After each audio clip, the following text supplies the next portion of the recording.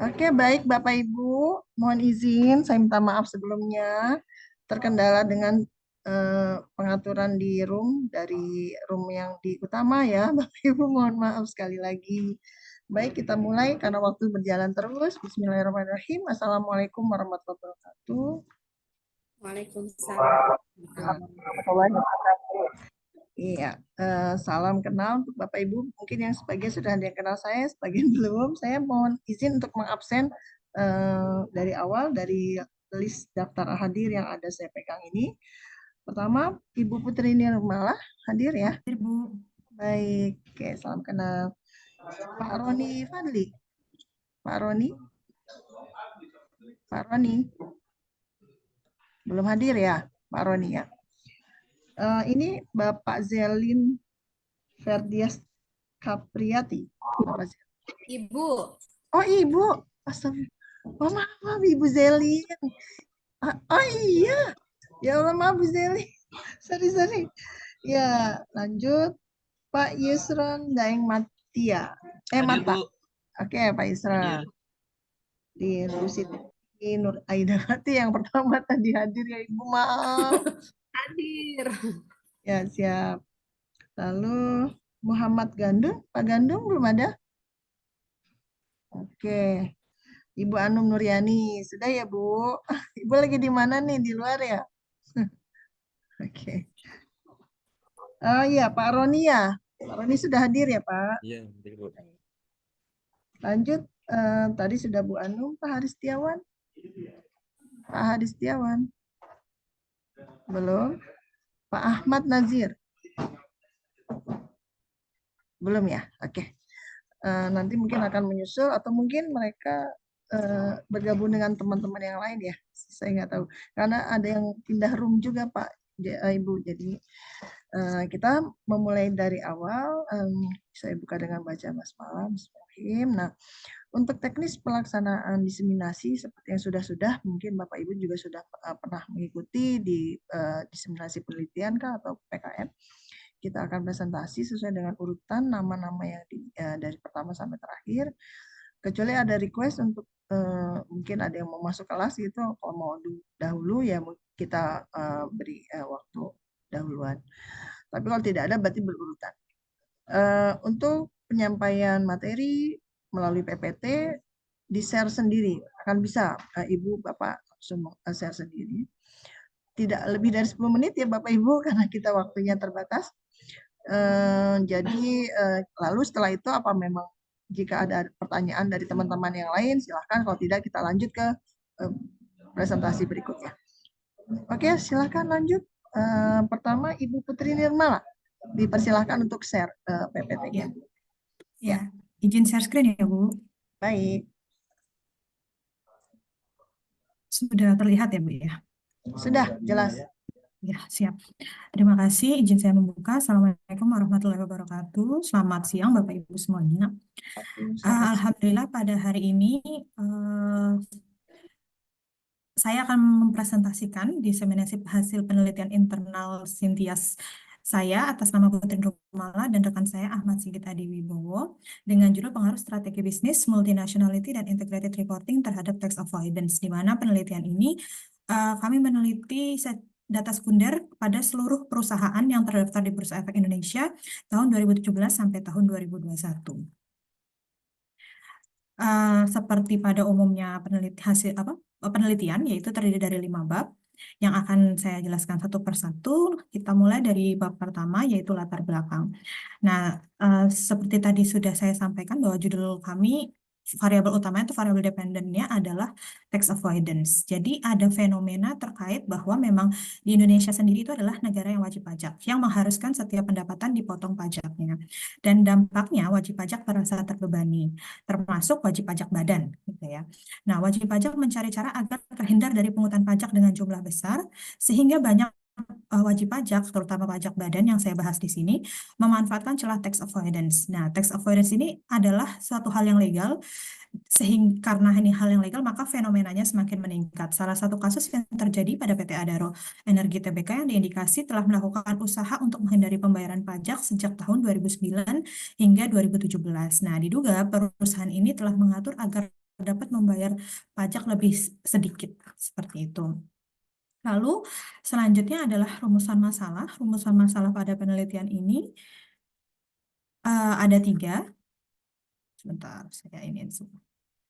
Yaitu yang pertama adalah apakah strategi bisnis memiliki pengaruh terhadap tax avoidance, yang kedua apakah multinationality memiliki pengaruh terhadap tax avoidance, dan yang ketiga apakah integrated reporting memiliki pengaruh terhadap tax avoidance.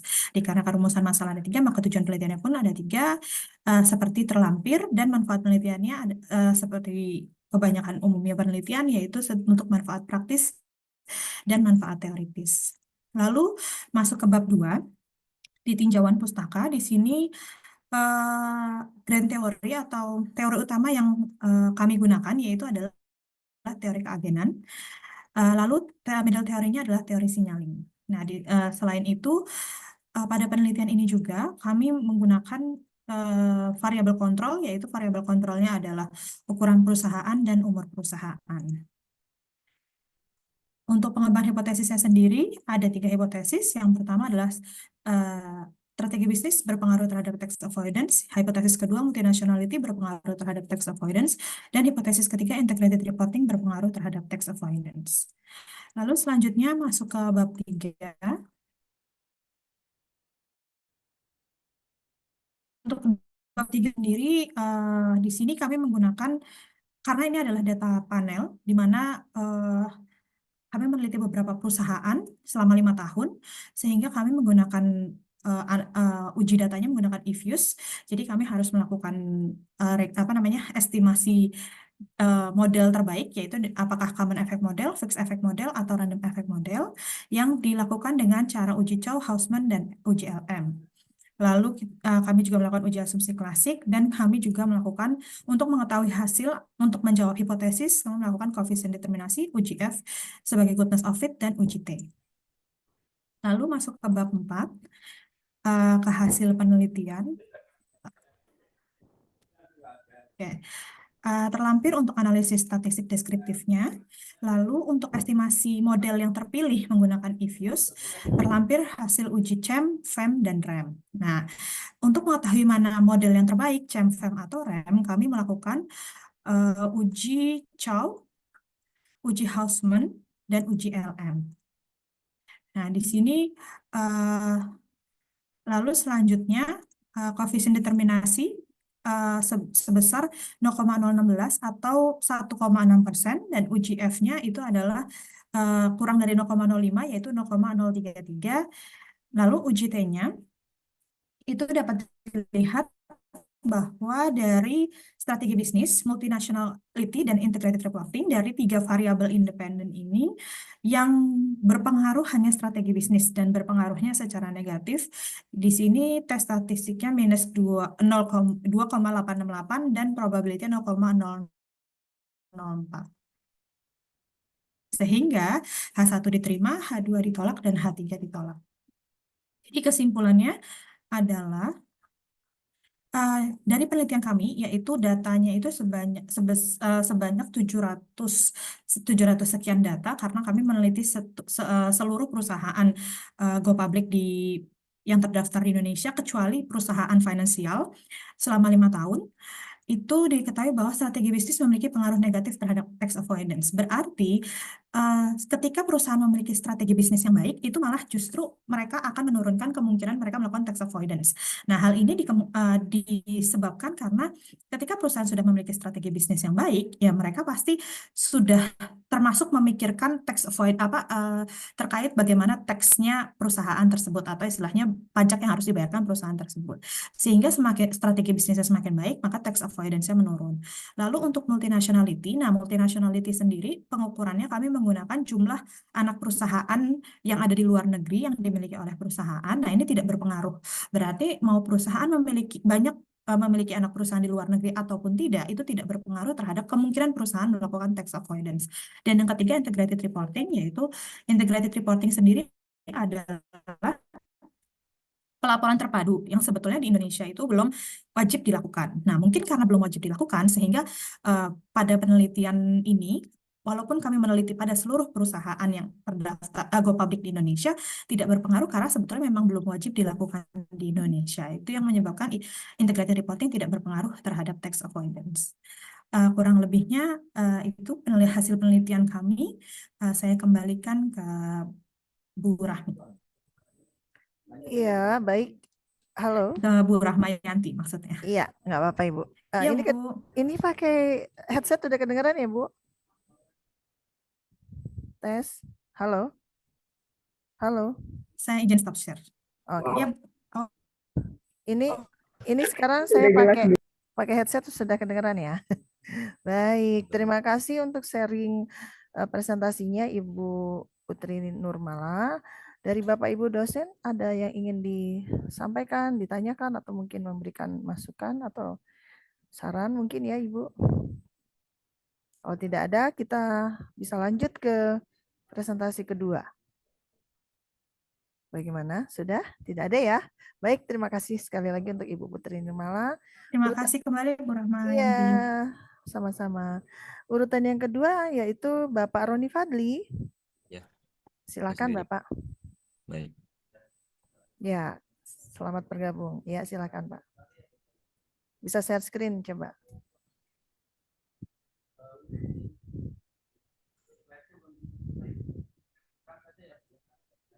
Udah kelihatan, Bu? Belum ya? Belum. Bentar, lagi Coba. loading. Iya, nggak apa-apa.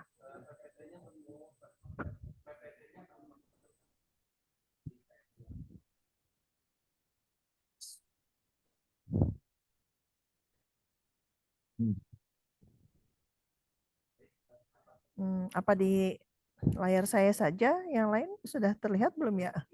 Belum ya Ibu? Belum, masih Belum kan masih ya? hitam, Bu. Iya. Belum. Nih, dapat saya kayak loading nih. Baik. Bentar, Bu.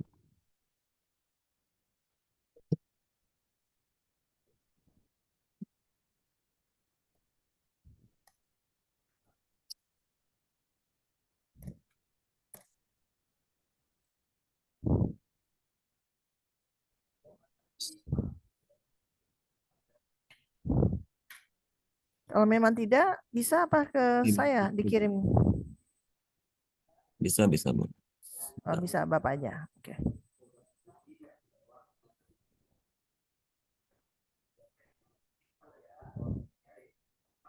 Sudah kelihatan, Bu? Ya, sudah. Oke. Ya. Baik, terima kasih Bu Rahmayanti atas waktunya. Ya, sama-sama Pak. Silakan. Assalamualaikum warahmatullahi wabarakatuh. Waalaikumsalam warahmatullahi wabarakatuh. Ya, saat ini kami dari kelompok penelitian, ya, ketua saya sendiri Pak Roni Fadli, Pak Anggada, Bu Sri Mulyani. Dalam hal ini mengambil judul pengaruh pengembangan karir dan disiplin kerja terhadap kinerja karyawan pada PT Permata Indo Sejahtera Jakarta Selatan. Nah, latar belakang yang mengawali kita melakukan penelitian yang pertama, karena kinerja yang diberikan kepada perusahaan, ya, yang diberikan perusahaan pada karyawan itu overload, ya, sehingga beban-beban yang diberikan itu menguras waktu dan tingkat stres mereka, sehingga mereka mengalami dampak dari beban-beban kerja tersebut. Yang kedua, pengembangan karir yang kurang optimal, ya, kejelasan, ya, setelah kompensasi yang diberikan itu tidak signifikan, ya akhirnya menuntut karyawan itu untuk untuk berusaha mencari karir yang diharapkan. Nah, yang ketiga, pengembangan karir faktor yang mempengaruhi kinerja bisa dilihat dari disiplin kerja dalam perusahaan. Disiplin ini merupakan perasaan taat dan patuh terhadap nilai yang dipercaya merupakan tanggung jawabnya. Nah, lalu permasalahannya yang pertama, pengembangan karir. Banyaknya karyawan yang jenjang pendidikannya tinggi dan sudah lama bekerja di PT Permata Indo Sejahtera Jakarta Selatan, namun perusahaan tidak memperhatikan karir karyawannya. Terus yang kedua, disiplin kerja. Adanya karyawan yang tidak masuk kerja dalam pelaksanaan sanksi hukuman atasan seringkali membeda-bedakan karyawan satu dengan yang lainnya. Seringkali karyawan tidak bertugas pada waktu jam kerja. Masih ada karyawan yang ada di luar kantor ya, hingga masih ada karyawan yang mengobrol. Setelah kinerja karyawan, ada karyawan yang tidak masuk kerja, sanksi hukuman atas sering kali membeda-bedakan karyawan satu dengan yang lainnya, seringkali adalah karyawan tidak bertugas pada waktu jam kerja, dan seterusnya. Nah, rumusan masalahnya, yang pertama, apakah terdapat pengaruh perubahan karir terhadap kinerja karyawan secara parsial pada PT Permata Indo Sejahtera Jakarta Selatan? Yang kedua, apakah terdapat pengaruh disiplin kerja terhadap kinerja karyawan secara parsial pada PT Permata Indo Sejahtera Jakarta Selatan? Yang ketiga, apakah terdapat pengaruh perubahan karir dan disiplin kerja karyawan terhadap kinerja karyawan secara simultan pada PT Permata Indo Sejahtera Jakarta Selatan? Tujuan penelitian ya untuk mengetahui pengaruh pengembangan karir terhadap kinerja karyawan pada PT Permata Indo Sejahtera Jakarta Selatan. Yang kedua, untuk mengetahui pengaruh disiplin kerja terhadap kinerja karyawan pada PT Permata Indo Sejahtera Jakarta Selatan. Yang ketiga, untuk mengetahui pengaruh pengembangan karir dan disiplin kerja terhadap kinerja karyawan pada PT Permata Indo Sejahtera Jakarta Selatan. Landasan teorinya ya berkaitan dengan MSDM ya. Menurut Hasibuan, MSDM adalah ilmu dan seni mengatur hubungan dan peranan tenaga kerja agar efektif dan efisien membantu terwujudnya tujuan perusahaan, karyawan, dan masyarakat.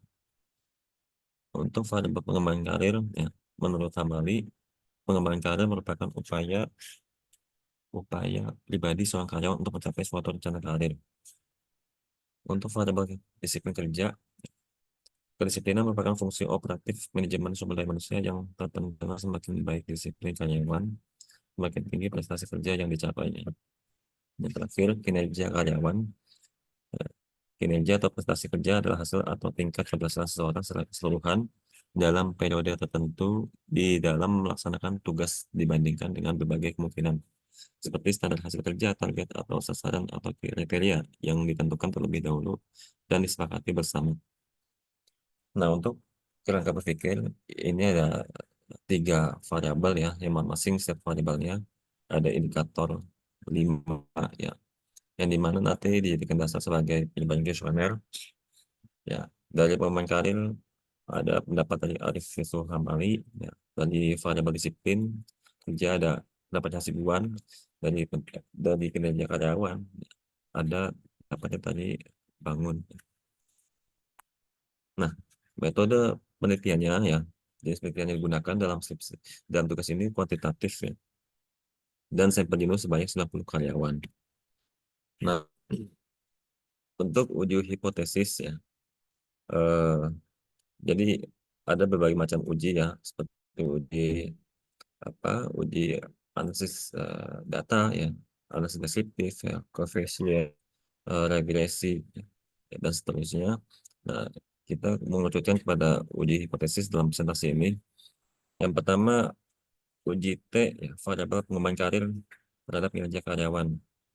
Ya, didapat hasil ya, pada analisis T-tabel dan T-tabel lebih besar dari hitung ya 11,142 lebih besar 662 ya.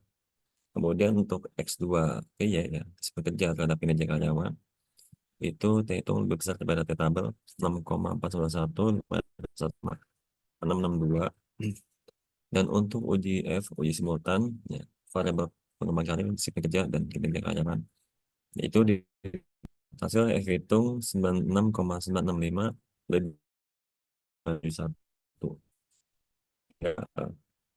Simpulannya ya, pengujian hipotesis diperoleh ya, terhitung lebih besar daripada tabel 11,142 lebih besar 1,662. Nah, maka hal itu dinyatakan hak 1 diterima.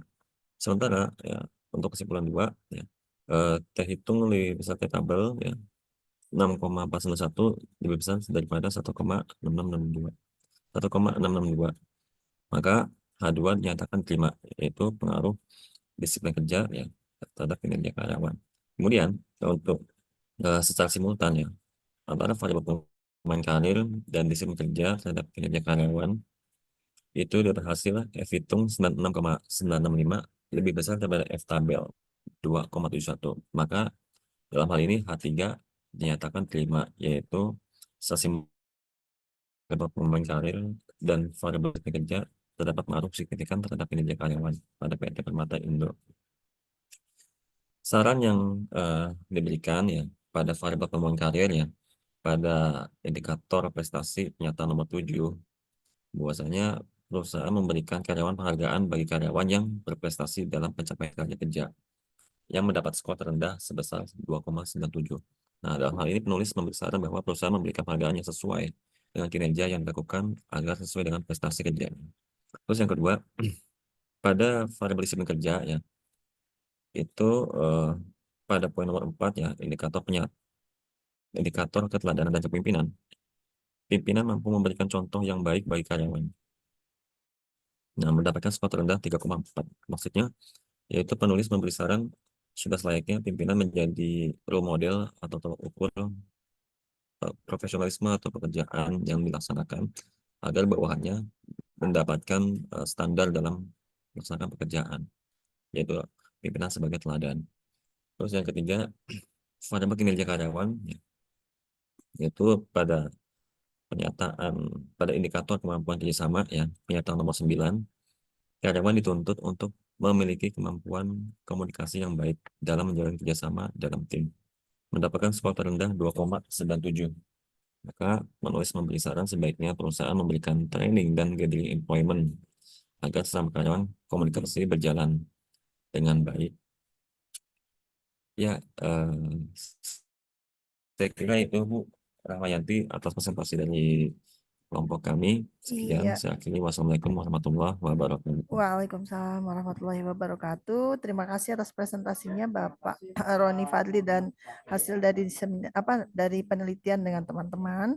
Eh, Semoga nanti akan mendapat menjadi jurnal atau publish yang akan dipublish di jurnal mana Pak? Silahkan Sudah dipilih. publish, Bu. Oh sudah publish, oh keren. Baik Bapak Ibu, teman-teman, ada yang mau bertanya atau mungkin menambahkan atau sharing? Kalau tidak kita lanjut ya. Ini saya dapat dari chat room izin dari Pak Hari Setiawan. Beliau ada kegiatan lain, sudah izin juga dengan Ibu Zelin setelah Pak Roni maju Pak Hari Setiawan. Apakah sudah siap Pak Hari? Setelah Pak Roni. Terima kasih ya Pak Roni.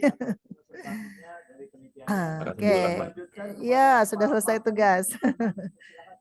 Ya, Pak Hari sudah ada? Silakan, Bu Zelin sudah mengizinkan urutan yang setelah ini seharusnya Bu Zelin. Punten, untuk Pak Hari yang mewakilkan saya Oh dengan Ibu Nur Hayati, Bu. Baik, maaf Ibu Nur Hayati, saya Punten saya agak buru-buru ya Bu ya ya, chat soalnya roomnya sedang nggak paham mau saya. janji sama Prof. Oh Pak Hari kemana Bu? Jadi dari tadi lagi Pak Hari lagi di kantor. Oh, oke, ya baik Bu, saya agak nggak paham tadi. Karena nama yang muncul kan Pak Hari di itu ya, di data terdaftar di event. Di eventnya. Ya, Betul. terima kasih. Baik, saya Hemat izin waktu, silahkan Bu, lanjut saja, Bu dimulai. Rahmayanti, baik. Ya, Siap. Izin share screen teman-teman. iya.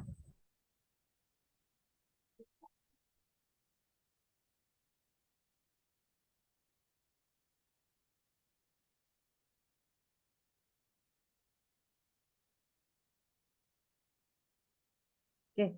Assalamualaikum warahmatullahi wabarakatuh. Saya dengan Nur Hayati mewakili Bapak Hari Setiawan. Kami sebenarnya bertiga dengan Bu Fitri Ekaningsih. Kebetulan Bu Fitrinya sepertinya juga hadir. Izin Oh saya iya. ada, iya. Izin untuk menyampaikan riset yang sudah kami lakukan terkait pengaruh struktur modal, kemudian perencanaan pajak, dan pertumbuhan penjualan terhadap nilai perusahaan dengan kinerja keuangan sebagai variabel pemoderasinya. Oke, pendahuluannya. Kita udah mulai melihat dari adanya penurunan IHSG terutama pada LQ45 yang disebabkan oleh faktor struktur kepemilikan, kemudian perencanaan pajak dan pertumbuhan penjualan. Lalu adanya kesenjangan dalam penelitian, artinya belum terdapat penelitian yang konsisten atau sama dengan penelitian-penelitian lainnya, sehingga kami ingin mengangkat kembali atau dengan tujuan untuk menguji kembali faktor atau variabel-variabel terkait. Nah, tujuan penelitian kami adalah untuk menganalisis dan menguji teori struktur modal, perencanaan pajak, dan pertumbuhan penjualan terhadap nilai perusahaan. Yang kedua, lalu untuk menganalisis dan menguji teori struktur modal berpengaruh terhadap nilai perusahaan. Lalu untuk menganalisis dan menguji teori perencanaan pajak terhadap nilai perusahaan. Untuk menganalisis kembali, menguji teori pertumbuhan penjualan terhadap nilai perusahaan. Dan yang kelima adalah untuk menganalisis dan menguji teori kinerja keuangan, apakah dapat memoderasi struktur modal terhadap nilai perusahaan. Lalu yang keenam adalah menganalisis dan menguji teori kinerja keuangan, dapat memoderasi perencanaan pajak terhadap nilai perusahaan. Yang ketujuh adalah untuk menganalisis dan menguji teori kinerja keuangan, apakah dapat memoderasi penjualan terhadap nilai perusahaan. Yang kita pakai dalam metode penelitian adalah statistik deskriptif. Lalu metode penelitiannya itu menggunakan kuantitatif, metodenya deskriptif, sumber datanya yaitu laporan keuangan LQ45 dari 2018 sampai dengan 2022. Metode penelitian tadi dengan statistik deskriptif melalui uji model, SEM, REM, dan FEM, kemudian uji pemilihan modelnya, lalu melalui uji Chow, uji Hausman atau uji LM, uji asumsi klasik, lalu uji ketepatan model dan hipotesis, serta uji analisis regresi moderasi. Nah, hasil dari uji yang kita pakai adalah ini ujinya dengan moderasi variabel kinerja perusahaan pada pengaruh struktur modal. Jadi kinerja perusahaan ini sebagai variabel moderasi ternyata berpengaruh terhadap nilai perusahaan, dan pada model kedua interaksi struktur modal dan kinerja perusahaan itu berpengaruh hasilnya terhadap nilai perusahaan. Maka variabel kinerja perusahaan dapat digunakan untuk mewakili variabel tersebut dapat mewakili sebagai pemoderasi untuk kinerja perusahaan dengan R-square-nya sebesar 46%, sedangkan setelah ditambah variabel moderasi R-square-nya menjadi naik jadi 56%. Dan maka dapat disimpulkan tadi variabel kinerja perusahaan itu dapat memperkuat hubungan antara struktur modal terhadap nilai perusahaan. Kemudian kinerja keuangan juga si variabel moderasi ini dapat berpengaruh terhadap penjualan, dan pada model kedua interaksi pertumbuhan penjualan dan kinerja perusahaan berpengaruh terhadap nilai perusahaan. Maka variabel kinerja perusahaan berdasarkan hasil uji regresi itu menunjukkan bahwa hasilnya pun dapat memperkuat hubungan perencanaan pajak terhadap nilai perusahaan sebesar 4%. Nah, di sini pembahasannya kita membahas terkait tadi struktur modal akhirnya mendapatkan hasil berpengaruh negatif terhadap nilai perusahaan, perencanaan pajak ternyata tidak ada pengaruhnya, lalu pertumbuhan penjualan juga tidak berpengaruh terhadap nilai perusahaan, struktur modal, perencanaan pajak, pertumbuhan penjualan ternyata bersama-sama secara simultan itu berpengaruh terhadap nilai perusahaan. Lalu variabel kinerja perusahaan itu dapat memperkuat struktur modal terhadap nilai perusahaan hanya sebesar 10%, yang berarti bahwa besar kecilnya kinerja perusahaan akan dipengaruhi oleh struktur modal terhadap nilai perusahaan. Lalu variabel kinerja perusahaan ternyata hanya 16% memperkuat hubungan perencanaan pajak terhadap nilai perusahaan, dan variabel kinerja perusahaan hanya memperkuat 4% dari hubungan antara perencanaan pajak dan nilai perusahaan. Maka saran dari apa yang sudah kita lakukan ini adalah mungkin untuk penelitian berikutnya dapat mengubah atau menggunakan variabel lain, tidak menggunakan variabel kinerja perusahaan jika ingin melakukan penelitian terkait hubungan antara perencanaan pajak dan nilai perusahaan, karena hasilnya sangat kecil, yaitu 4%. Mungkin demikian yang bisa saya sampaikan. Kurang lebihnya mohon maaf. Wabillahi taufiq wal hidayah. Assalamualaikum warahmatullahi wabarakatuh. Waalaikumsalam warahmatullahi wabarakatuh. Sangat lugas, singkat, padat, tapi berisi. Waktunya tersingkat ini dari yang tadi dua presentasi. Terima kasih Ibu Nurhayati ya. Ya. Bagaimana teman-teman, Bapak Ibu ada pertanyaan atau sharing ilmu? Karena saya perhatikan di room ini cukup banyak yang manajemen keuangan ya. Ada Ibu Aida, Ibu Anum, Bu Putri Nurmala, dan Ibu Nurhayati. Lebih dominasi manajemen keuangan ini. Barangkali mau sharing? Atau sudah cukup? Ya, kalau tidak ada berarti saya lanjut ya. Terima kasih sekali lagi untuk Ibu Nurhayati dan teman-teman satu kelompoknya ya. Semoga sukses terus semuanya. Silakan lanjut. Sudah ya Ibu Nurhayati, saya lanjut. Halo. Ya. Selanjutnya karena tadi sudah harusnya urutannya Bu Zelin, silakan ditampilkan presentasi PowerPoint-nya Ibu Zelin. Sekarang waktunya. Izin share ya, Bu. Silakan. Ibu Nurhayati sudah nggak ada nih. Ya. Ya, Ibu Zelin.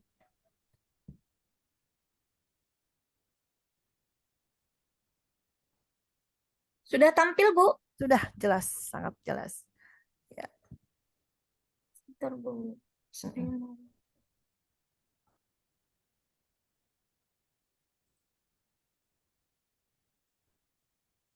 Ya.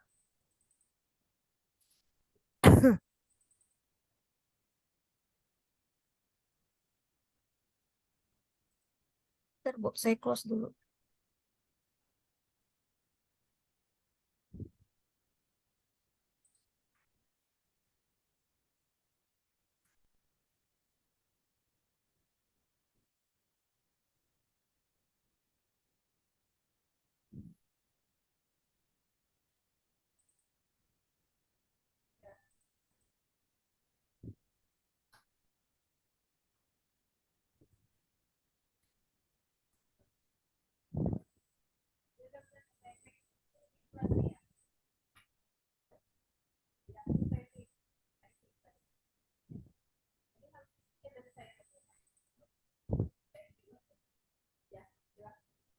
Ya, sudah Ibu. Sudah, Bu? Ya, silakan dimulai. Oke. Siap. Assalamualaikum warahmatullahi wabarakatuh. Waalaikumsalam warahmatullahi wabarakatuh. Terima kasih untuk Bu Rama telah memberikan waktunya kepada kelompok kami. Perkenalkan, nama saya Ibu Ain, dua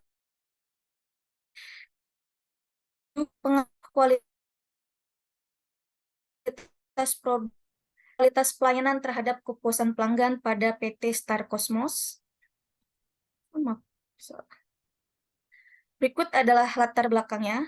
Dilihat dari tabel kuesioner prasurvei kepuasan pelanggan, dalam akumulasinya belum cukup besar untuk menggambarkan kepuasan pelanggan. Masih ada poin-poin penting yang sangat kurang, contohnya sebanyak 52% atau 13 orang merespon tidak hanya memakai produk PT Star Cosmos cabang Tangerang Kota, yang mana ini menggambarkan produk belum sepenuhnya menjadi pilihan utama. Kita lanjut ke rumusan masalah. Ini ada 3. Yang pertama adalah apakah kualitas produk berpengaruh terhadap kepuasan pelanggan pada PT Star Cosmos cabang Tangerang Kota. Yang kedua adalah apakah kualitas pelayanan berpengaruh terhadap kepuasan pelanggan pada PT Star Cosmos cabang Tangerang Kota. Yang tiga adalah apakah kualitas produk dan kualitas pelayanan secara simultan berpengaruh terhadap kepuasan pelanggan pada PT Star Cosmos cabang Tangerang Kota. Untuk populasi dan sampel dalam penelitian ini adalah semua pelanggan PT Star Cosmos cabang Tangerang Kota, yaitu berjumlah 25 pelanggan. Dan sampel yang digunakan adalah sampel jenuh. Kita lanjut ke metode analisis datanya. Kami menggunakan uji instrumen data yang berisi adalah validitas dan reliabilitas. Uji asumsi klasik kami menggunakan normalitas, multikolinearitas, autokorelasi, dan heterodasitas. Maaf. Analisis deskriptifnya kami menggunakan skala Likert dan skala interval. Yang terakhir adalah analisis regresi, yaitu menggunakan regresi linear berganda, koefisien korelasi, koefisien determinasi, dan hipotesis. Hasil penelitiannya berdasarkan analisis yang kami dapatkan, diperoleh dari persamaan regresinya adalah Y sama dengan 16,162 plus 0,776 X1. Nilai koefisien korelasi diperoleh sebanyak 0,735, artinya kedua variabel mempunyai tingkat hubungan yang kuat.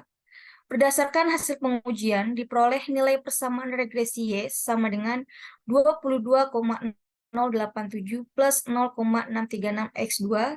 Nilai koefisien korelasi sebesar 0,692, artinya kedua variabel mempunyai tingkat hubungan yang kuat.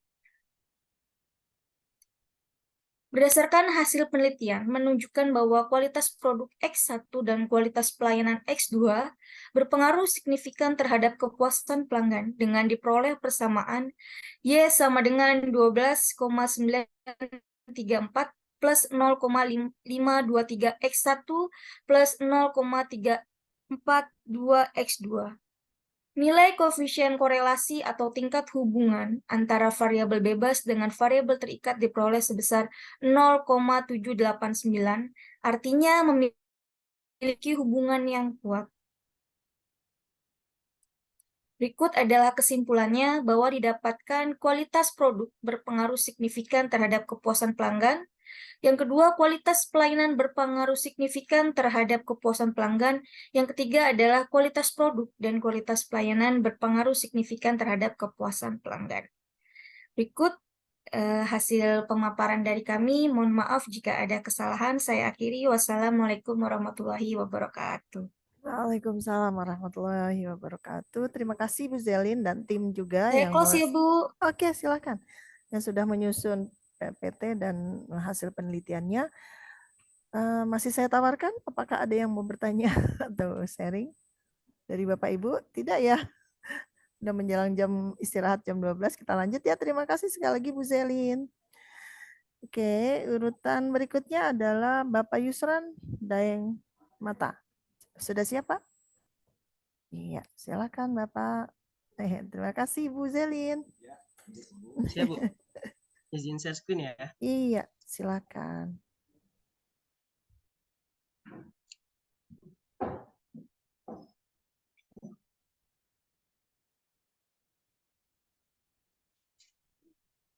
Apakah udah muncul, Bu? Belum. Sudah. Sudah, Pak. Silakan, Pak. Bismillahirrahmanirrahim. Assalamualaikum warahmatullahi wabarakatuh. Waalaikumsalam warahmatullahi Selamat siang wabarakatuh. semuanya. Perkenalkan, saya Yusran Daeng Mata. Di sini izin mempresentasikan diseminasi dengan judul penelitian pengaruh perputaran kas dan putaran piutang terhadap kinerja keuangan pada PT Sepatu Bata Tbk pada tahun 2011 sampai tahun 2021. Di sini saya bersama Pak Jamaluddin. Oke, lanjut.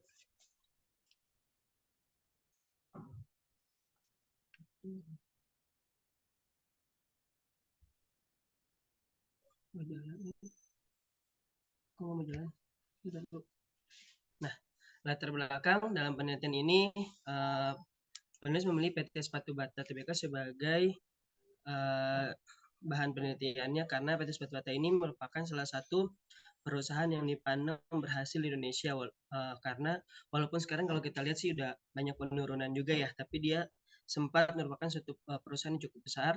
Perusahaan Sepatu Bata ini merupakan perusahaan yang bergerak di bidang pembuatan produk sepatu kemudian dijual guna memperoleh profit yang besar. Untuk mencapai tujuan tersebut diperlukan manajemen dengan tingkat efektif yang tinggi, namun efisien yang tinggi. Namun di saat pemulihan pasca dari COVID Bata mengalami penurunan laba yang cukup signifikan.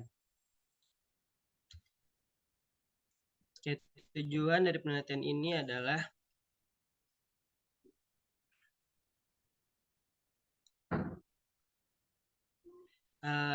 untuk mengetahui pengaruh perputaran kas dan perputaran piutang terhadap turunan aset pada PT Sepatu Bata tahun 2011 sampai tahun 2021.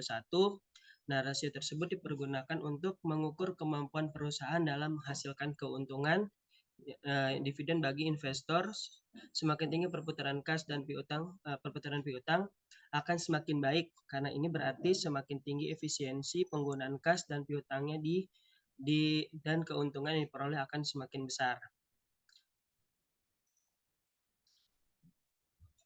Nah, metode penelitian ini adalah untuk rumusan masalahnya itu di sini enggak saya tampilkan ya, tapi di situ terdiri dari bagaimana pengaruh kas terhadap ROA, perputaran piutang terhadap ROA, dan bagaimana pengaruh perputaran kas dan piutang terhadap ROA. Untuk metode penelitiannya adalah metode kuantitatif, yaitu melakukan sebentar.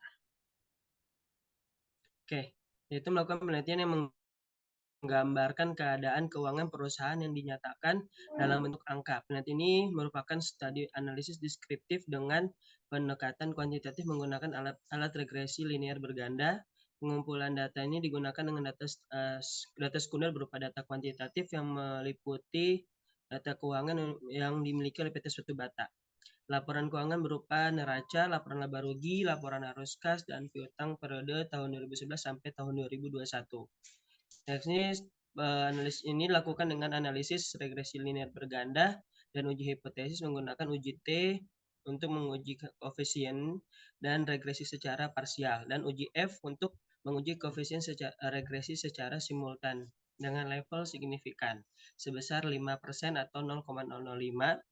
Selain itu juga dilakukan uji asumsi klasik yang meliputi uji normalitas, uji multikolineritas, uji heteroskeditas, dan uji autokorelasi.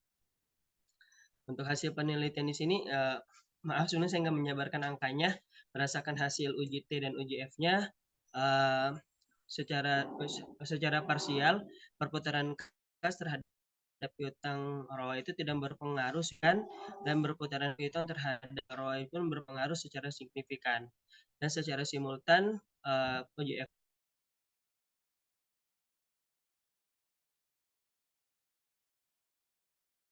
F-nya pengaruh kas dan piutang tidak berpengaruh. Oke, mungkin itu saja. Terima kasih. Assalamualaikum warahmatullahi wabarakatuh. Ya, singkat ya Pak. Waalaikumsalam warahmatullahi wabarakatuh. Mohon izin Bapak, kalau boleh saya bertanya, ini PT Bata wilayah mana, atau ini yang seluruh Bata? Tadi nama wilayahnya tidak disebutkan. Saya tertarik saja pengen tahu. Jakarta sih. Oh, tapi nggak ditulis ya. Ya, nggak apa-apa. Ya, terima kasih. Iya, di Jakarta sih lebihnya Jakarta, Bu. Iya. Karena di judulnya tidak ada dan cukup lama ya Pak penelitian Iya. dari tahun 2011 sampai 2021 itu ya tahunnya banyak. Iya. Ya. Bapak Ibu, kalau kita lihat sekarang juga dia agak penurunan ya, banyak toko-tokonya udah tutup juga. iya betul, toko Bata banyak saingan dengan perusahaan sepatu yang lainnya. Ada yang ingin ditanyakan Bapak Ibu? Tidak ya. Terima kasih untuk waktunya Pak Yusran, dan salam untuk Pak Jamaluddin. Ya Bu, makasih. Ya, sama-sama. Ya. Silakan urutan berikutnya Ibu Siti Nur Aidawati yang dari awal sangat semangat sekali. Sudah siap Bu untuk presentasinya? Ya. Sangat siap. Saya. Karena Ibu yang di awal-awal ini sudah join room. Ya, silakan Bu Aida.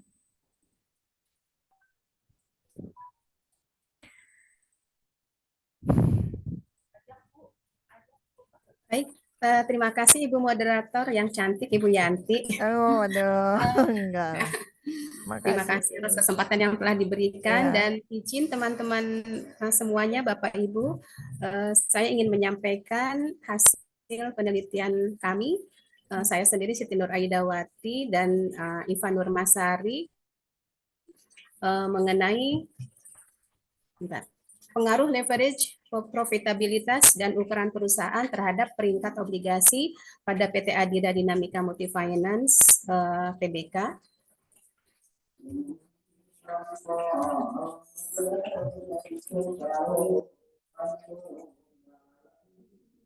Ya, ini periodenya 2012-2021. Kenapa ini lama ya? Sebetulnya ini dari kemarin-kemarin kita menelitinya, hanya baru bisa diseminasi sekarang gitu, diangkatnya sekarang. Baik, untuk ringkasan, ini maaf Bu Yanti, boleh nggak keep ya? Di tempat saya sedang azan. Boleh sebentar ya?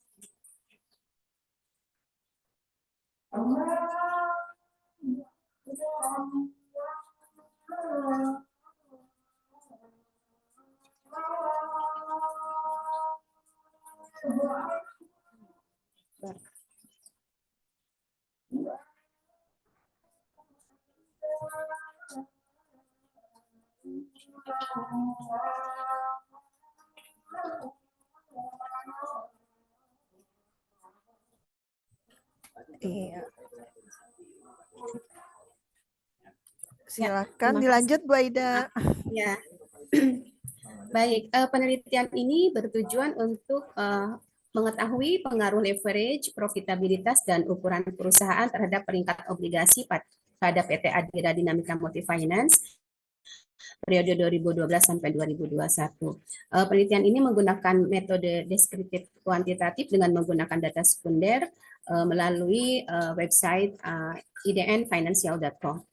Teknik analisis ini menggunakan uji asumsi klasik, uji analisis regresi linear berganda, uji hipotesis, dan uji koefisien determinasi dengan alat hitung SPSS versi 26. Hasil dari penelitian ini menunjukkan baik leverage profitabilitas maupun ukuran perusahaan masing-masing itu tidak berpengaruh dan secara signifikan, sedangkan secara simultan dari keseluruhan variabel tersebut itu berpengaruh positif.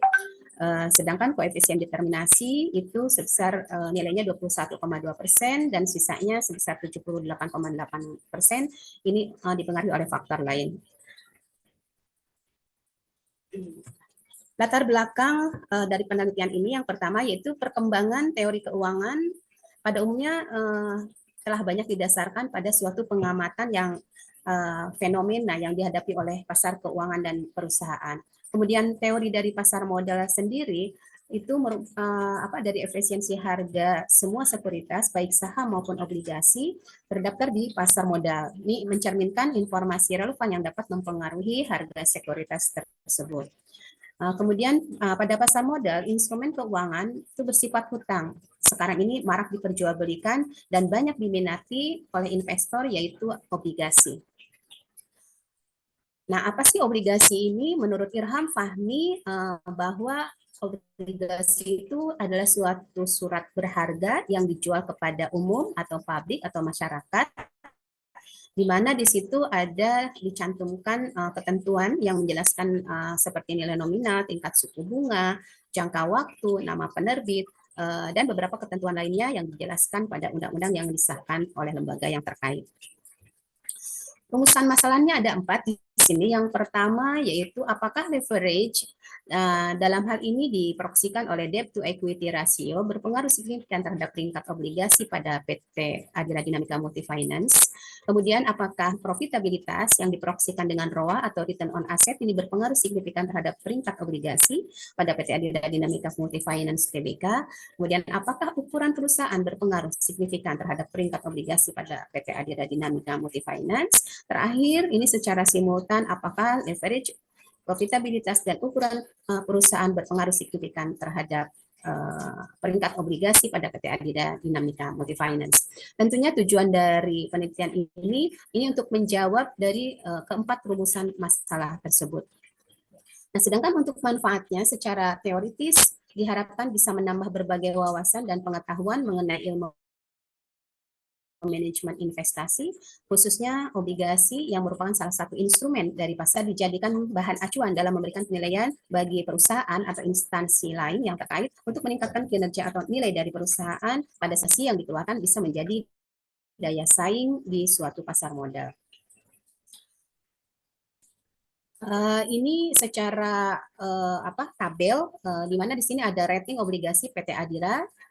Kemudian juga ada data leverage rata-ratanya dari mulai 2012 sampai 2021. Kemudian ini data untuk ROA-nya dan terakhir ini data dari ukuran perusahaannya. Kerangka berpikir di sini mulai dari awalnya kita mencari dari laporan keuangan perusahaan tersebut, kemudian sampel yang diambil dari populasi laporan keuangan PT Adira tersebut diambil laba rugi dan neraca tahun 2012 sampai 2021 yang kemudian kita ambil rasio keuangannya dan hanya 3 yang kita ambil yaitu rasio leverage, profitabilitas, dan ukuran perusahaan, dan tentunya kita kaitkan adakah pengaruhnya dengan peringkat obligasi. Nah, ini untuk sementara atau uji hipotesis di sini secara hipotesis ada H1 sampai dengan H4, ini apakah ada pengaruhnya dari masing-masing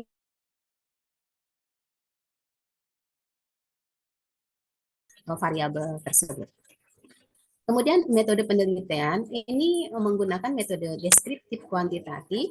Data dalam penelitian ini secara sekunder di mana diperoleh dari idnfinancial.com. Sedangkan teknik analisis datanya yaitu uji asumsi klasik, regresi linear berganda, hipotesis, dan koefisien determinasi atau R-square. Sedangkan alat hitungnya yaitu SPSS versi 26. Hasil penelitian dan pembahasan. Pertama, gambaran perusahaan. PT Adira ini merupakan salah satu perusahaan yang bergerak di bidang pembiayaan atau leasing kendaraan dan diklaim sebagai leading company di tengah persaingan yang sangat ketat antara perusahaan leasing. Dan kemudian Adira ini juga didirikan pada tahun 1990 dan merupakan salah satu perusahaan pembiayaan terbesar untuk berbagai merek otomotif di Indonesia berdasarkan pangsa pasar dan jumlah aktiva yang dikelola. Nah, pada bulan Maret 2004, Adira mengeluarkan saham perdana atau IPO atau Initial Public Offering yang diikuti dengan pengalihan 75% kepemilikan pemegang saham lama atau shareholder melalui penempatan terbatas kepada PT Bank Danamon Indonesia Tbk. Hasil dari penelitian itu leverage ini secara grafik di sini ada fluktuasi di sini nilai profitabilitas juga begitu dan begitu pula dengan nilai ukuran perusahaan. Dari statistik deskriptif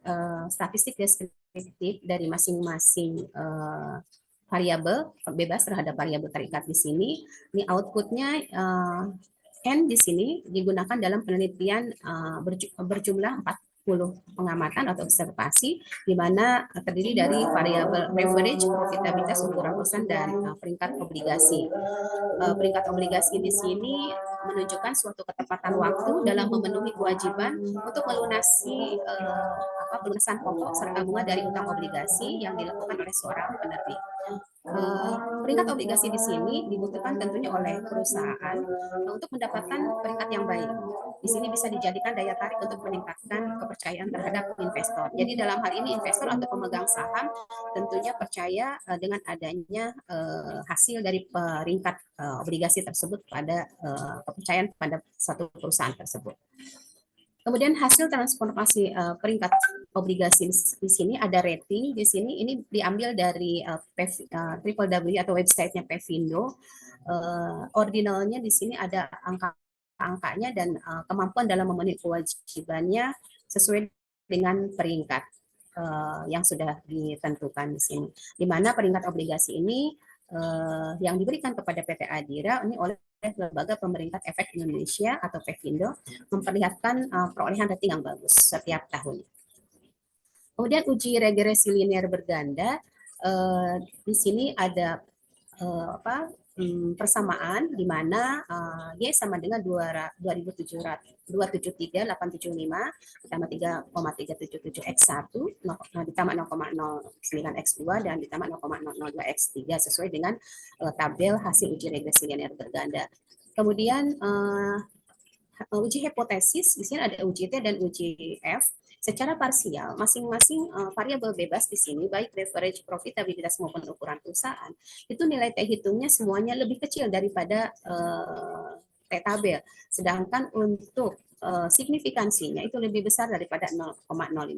Maka dapat dikatakan bahwa seluruh variabel bebas di sini secara parsial itu tidak berpengaruh dan tidak signifikan terhadap peringkat obligasi. Sedangkan untuk uji F atau simultan secara bersama-sama dari ketiga variabel bebas tersebut itu ada pengaruhnya di mana nilai T atau F hitung itu lebih besar daripada F tabel.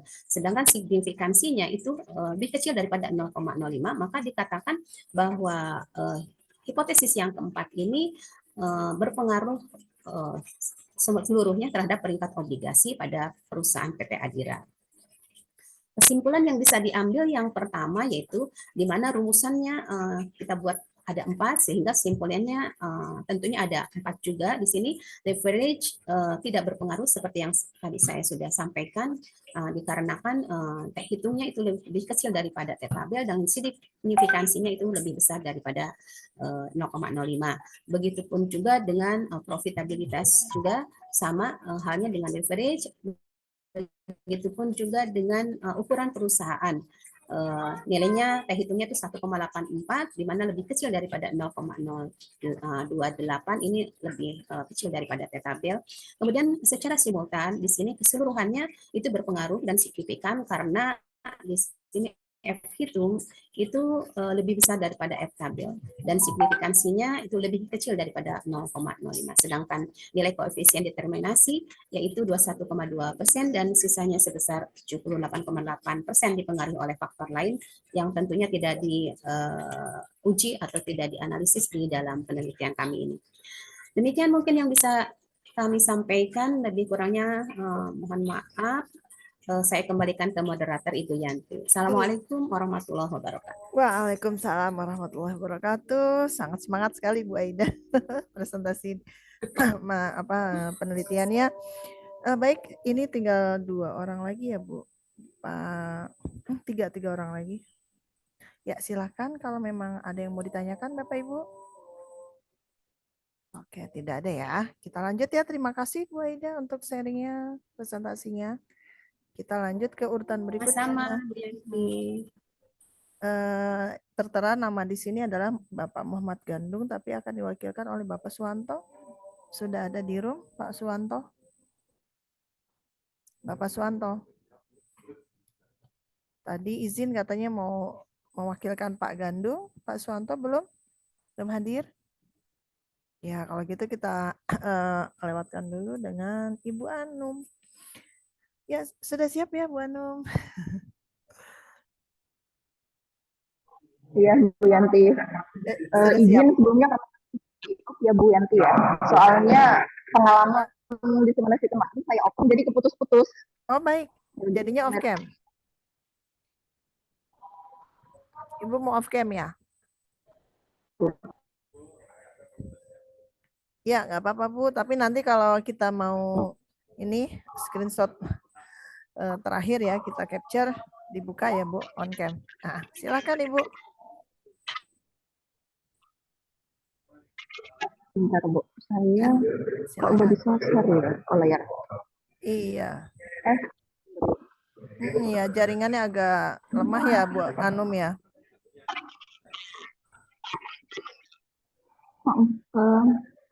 Saya nggak bisa share screen ya Bu. Soalnya Ibu kan saya pakainya tablet. pakai apa? Oh iya ya. Atau Jadi saya Ibu nggak bisa share screen Bu. bisa kirim dulu ke saya ke WA tapi Bu, supaya bisa saya download. Nanti saya yang Saya share apa screen. namanya? Saya kirim dulu ke Ibu. Ya, ke WA ya Bu. Soalnya kalau dari sini saya susah.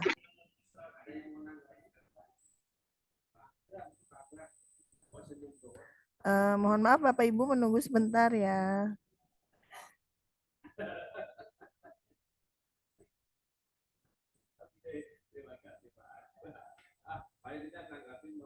Sudah dikirim nanti ada. Ya, oke, siap. Saya download dulu.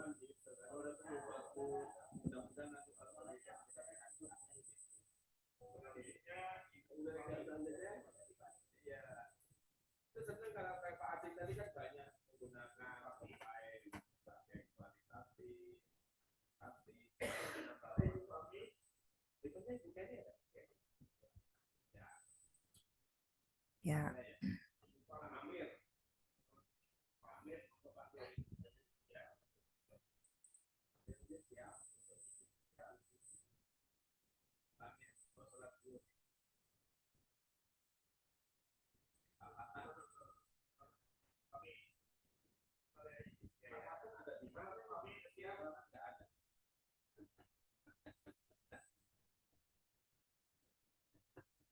Masih loading Bu, sebentar ya.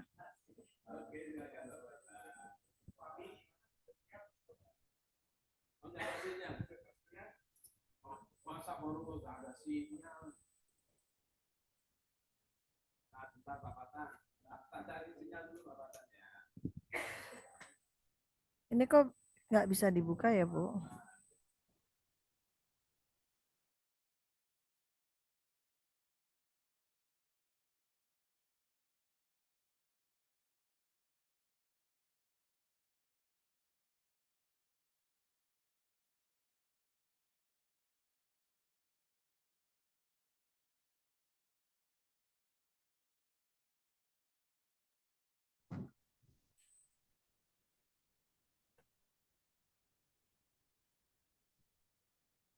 Halo.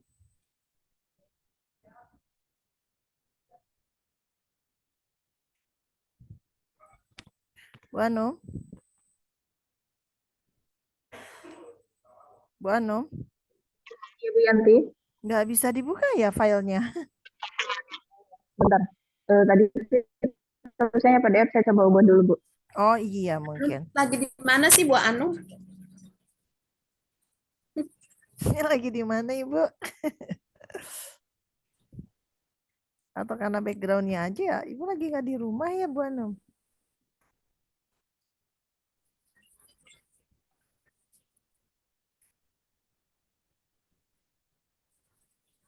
Minum dulu Bu Yanti. Sudah, tadi off cam sambil minum.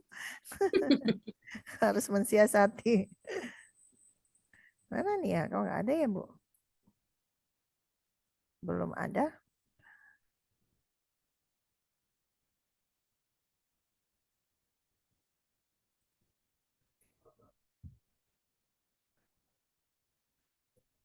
Oke, sudah muncul Bu Yanti. Sebentar. Saya. Oh, Ibu udah share sendiri ya? Iya. Oke, Iya. jadi kalau PPT nggak bisa share, ternyata harus diubah dulu PDF. Oh iya, silakan Ibu dimulai. Mohon izin semuanya Bapak Ibu. Assalamualaikum warahmatullahi wabarakatuh. Waalaikumsalam warahmatullahi wabarakatuh. Yang terhormat PIC Room 5 Ibu Rahmayanti dan rekan-rekan semua yang saya banggakan. Izinkan Ya. saya untuk melakukan diskusi atau penelitian di internal dengan judul determinasi profitabilitas serta dampaknya terhadap nilai perusahaan yang dimoderasi oleh pertumbuhan impor. Ini studinya dilakukan kepada subsektor ya. Subsektor barang konsumsi selama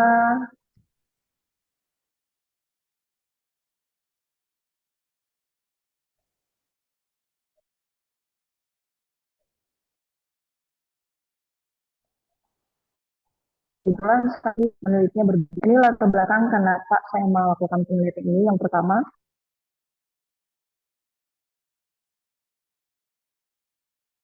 tentu saja salah satu alasannya sebenarnya karena daya beli global menurun sebagai imbas dari adanya inflasi.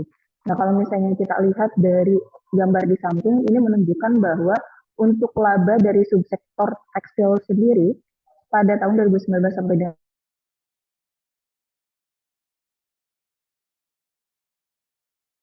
dengan dua kalinya tentu saja menjadi strategi perusahaan. Penyebab penurunannya sendiri, kalau misalnya kita telah, tentu saja ada yang disebabkan karena faktor eksternal, faktor internal, dan juga ada penyebab dari faktor eksternal seperti impor yang memang berdasarkan data untuk produk sejenis sendiri dari tahun 2021 sampai dengan compare dengan tahun 2022 di kuartal yang sama, kuartal pertama ini naik dari 9,7 menjadi 10,3 juta US dollar. Nah, kemudian ini kerangka berpikir kalau misalnya dari gambar bisa kita lihat bahwa variabel yang saya gunakan sebagai profitabilitas itu menggunakan dua proksi. Yang pertama, tingkat pengembalian aset atau ROA, yang kedua, tingkat pengembalian ekuitas. Nah, faktor internalnya yang saya pilih adalah rasio lancar, struktur keuangan, perputaran persediaan, dan rasio total hutang. Nah, mengapa saya menggunakan ini? Karena kalau misalnya dilihat bahwa dua di antaranya itu merupakan kewajiban di mana perusahaan sendiri itu memang wajib membayarkan pinjamannya atau memiliki kewajiban-kewajiban yang harus segera dibayar. Sementara kalau misalnya dilihat dari laporan keuangan, banyak sekali perusahaan tekstil yang memang untuk modalnya sendiri itu mengalami defisit atau minus modalnya. Jadi memang notabene perusahaan tersebut beroperasi dengan menggunakan pinjaman. Nah, selanjutnya dari ROA dan ROE tersebut, ini saya akan coba lihat dampaknya bagaimana terhadap nilai perusahaan. Karena kalau misalnya lihat kan memang sekarang ini industri tekstil kan lagi lesu, ya. Investor pasti kan akan memilih perusahaan mana yang memiliki nilai yang baik. Salah satunya analisis itu sehingga investor tersebut masih mau menanamkan sahamnya di perusahaan tekstil. Indikasi dari faktor eksternalnya atau yang bisa mungkin memodifikasi antara pengaruh ROA atau ROE tersebut terhadap nilai perusahaan, ini saya menggunakan pertumbuhan impor karena selain dari data yang memang data impor untuk tekstil mengalami peningkatan dari kuartal pertama di 2021 sampai dengan kuartal atau compare dengan kuartal 1 pada tahun 2022 naik, di berita juga banyak kita temukan bahwa banyak para tekstil itu konveksi atau perusahaan-perusahaan pakaian yang memang mengalami penurunan karena banyaknya impor-impor di Indonesia. Nah, berikut hasil penelitiannya. Data yang diolah sebenarnya ada dari 22 perusahaan, sekitar didapatkan 13 perusahaan dengan rentang waktu 4 tahun, jadi didapatkan data observasi sebanyak 52 data. Nah, data tersebut karena merupakan data panel, jadi saya uji sampai dengan 3 kali, tapi dengan yang berbeda. Yang pertama, untuk Y-nya itu ROA, dari model didapatkan model yang dipilih itu random effect. Kemudian kalau misalnya modelnya menggunakan ROE, yang dipilih ternyata atau yang terpilih adalah model fixed common effect. Dan untuk yang struktur kedua, di mana untuk melihat dampaknya dari ROA dan terhadap PER serta ROE terhadap PER, dua-duanya sama menghasilkan estimasi model dengan model yang terpilih itu common effect. Bahkan setelah moderasi pun di situ ditambahkan ROA-nya dengan pertumbuhan impor, model yang terpilih juga model common effect. Nah, sebelahnya itu adalah hasil dari olah data untuk uji parsial dan uji simultan.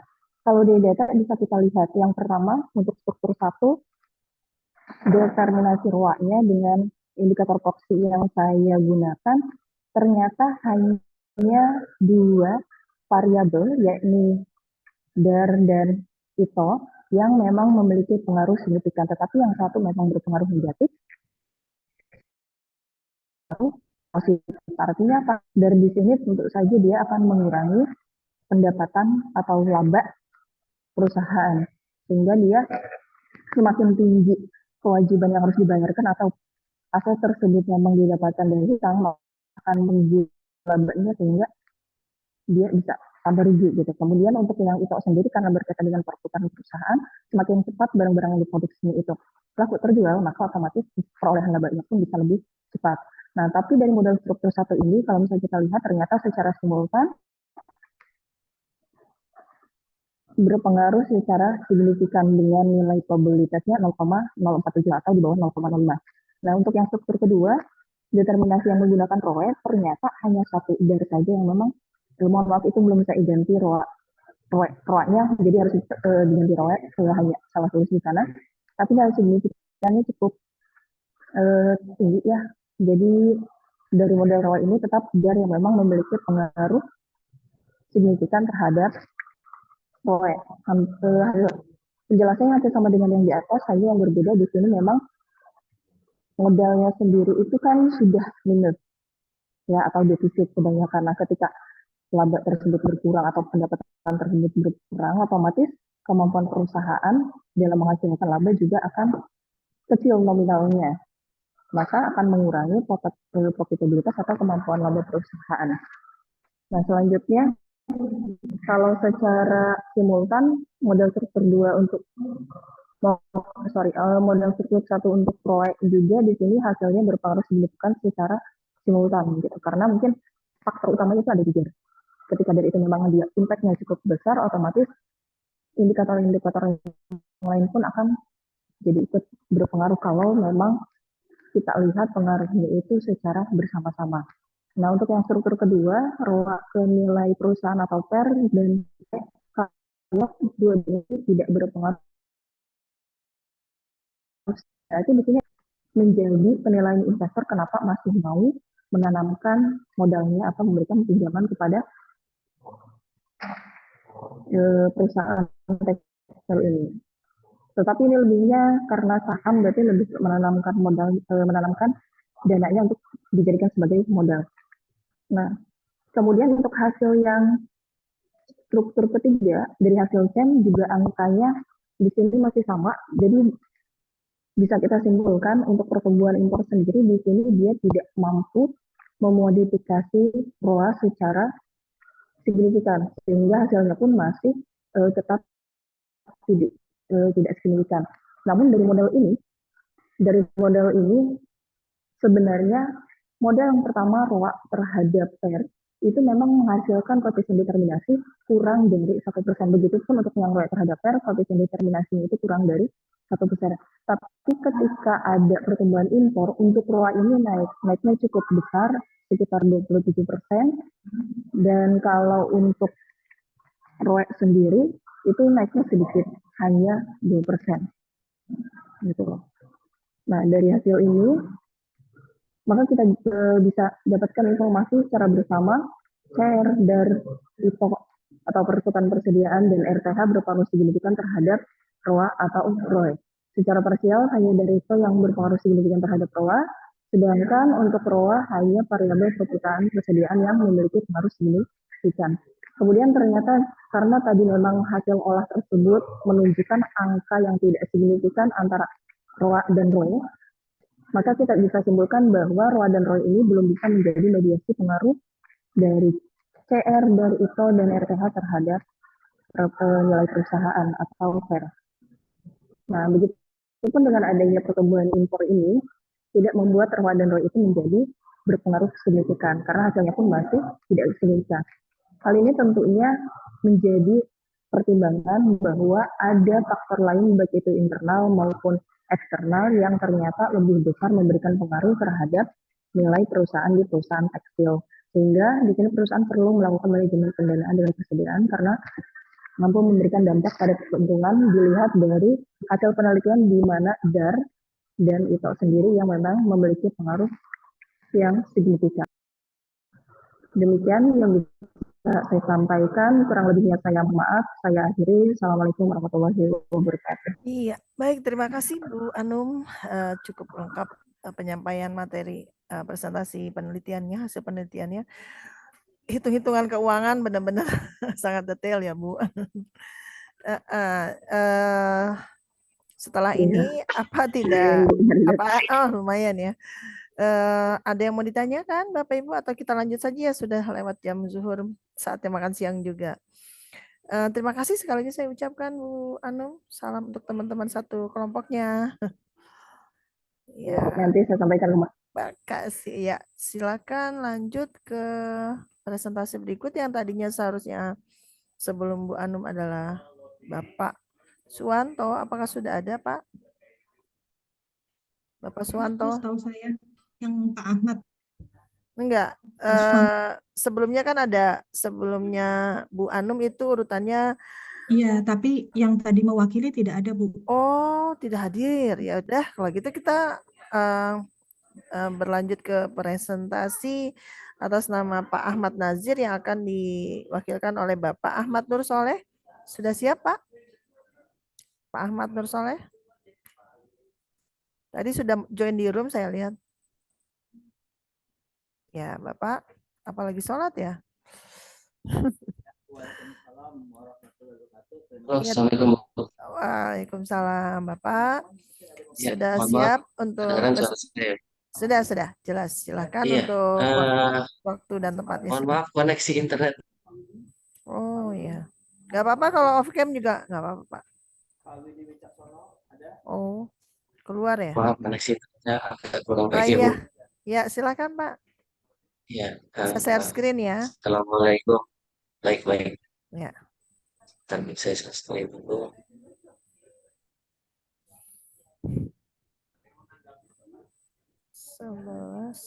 Sudah terlihat ya, Bu ya? Oke, sudah Pak. Silakan. Ya, ya, baik. Bismillahirrahmanirrahim. Assalamualaikum warahmatullahi wabarakatuh. Waalaikumsalam Selamat warahmatullahi siang. wabarakatuh. Selamat siang. Siang, Bapak dan Ibu sekalian. Izin untuk presentasikan penelitian yang kami lakukan di Ketua IAPA dikomandani oleh Dr. Tepo, kemudian dengan Pak Ahmad Nasir, saya sebagai anggota penelitian ataupun presentasi pada kesempatan ini itu kemajuan teknologi terhadap ketimpangan pendapatan daerah di Indonesia. Ya, adapun latar belakang daripada penelitian ini, ya, latar belakang daripada penelitian ini yaitu sebagai negara kepulauan di infrastruktur teknologi itu sangat penting sekali di Indonesia, ya, di mana Malapari sebagai infrastruktur jaringan yang ada di Indonesia berikan kesempatan pada masyarakat luas untuk bisa pada era revolusi industri 4.0, era di mana di sangat besar sekali, dan juga dinyatakan tadi diisi dan kawan-kawan bahwa revolusi digital didorong oleh 4 jenis teknologi yang memberikan dampak besar terhadap kehidupan masyarakat, yaitu pertama terkait dengan internet seluler, dan di mana menggunakan urusan lintas internet menggunakan smartphone ponsel pintar. Yang kedua ada cloud computing atau jaringan dan aksesibilitas internet yang lebih cepat dan relatif lebih murah dan besar pada daerah kecil dan isolasi. Kemudian yang ketiga yaitu internet marketing, yaitu suatu cara kerja yang mas manfaat kualitas internet yang dampak dari teknologi. Jenis ini melahirkan model bisnis baru, metode produksi dan aplikasi teknologi. Yang keempat yaitu big data, data besar pada analisis tingkat lanjut. Besarnya jumlah data disebabkan oleh tingginya proses pertukaran data dan informasi dapat membantu bisnis pada proses informasi rantai pasok lebih efisien.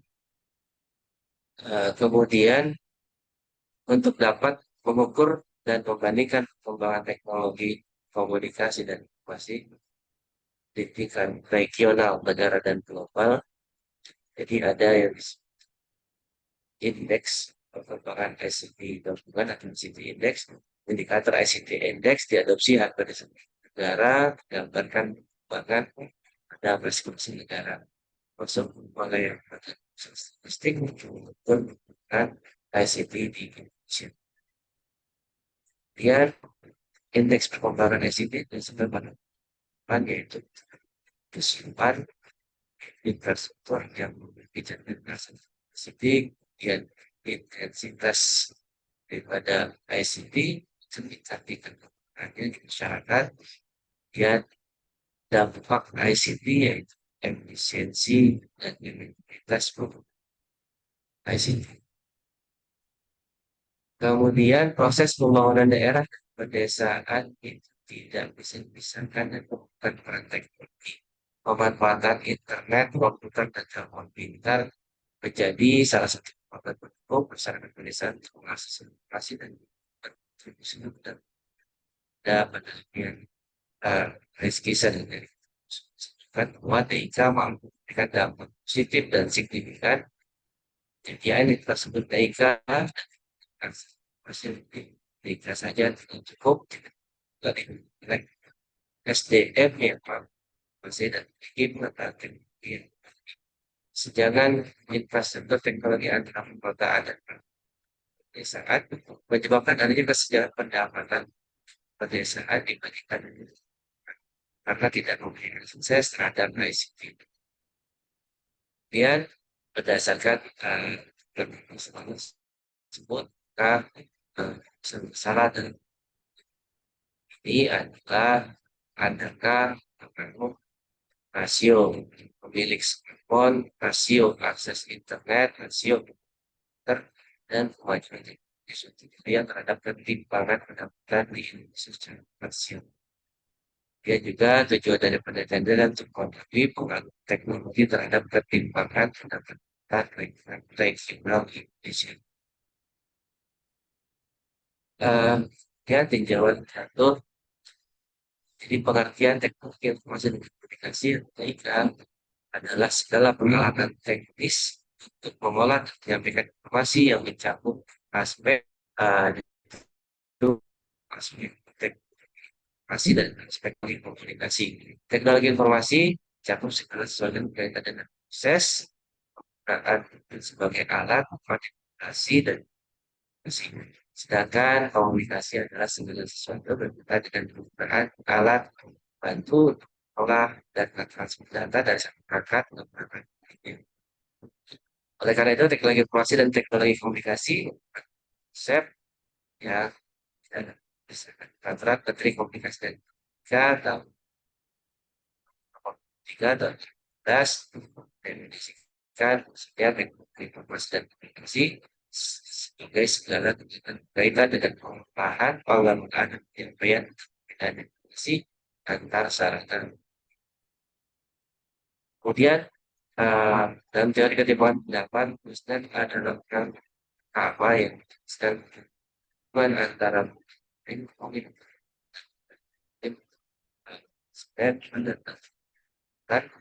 timbangan pendapatan pertama-tama akan meningkat dan kemudian turun seiring dengan peningkatan pertumbuhan ekonomi dan menjadi lebih maju karena pembangunan yang bersifat yang jadi melalui pekerjaan melalui lebih tinggi dan menggunakan timbangan yang bukan sebagai kurva balik meskipun saya tidak dikontrol di dalam setiap pekerjaan yang besar dan lain jadi besar kan di Inggris itu di sisi lain berapa kehidupan dari Inggris akan jelas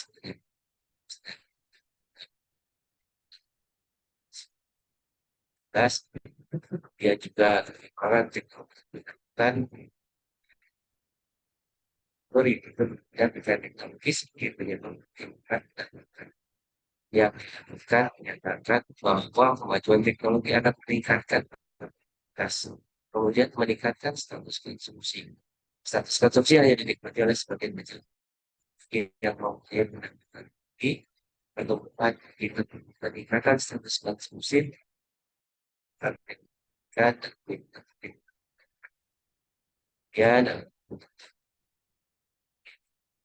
menunjukkan bahwa transisi teknologi berdampak pada ketimpangan pendapatan industri khusus teknologi dan ya seperti ini gerakan yang Indonesia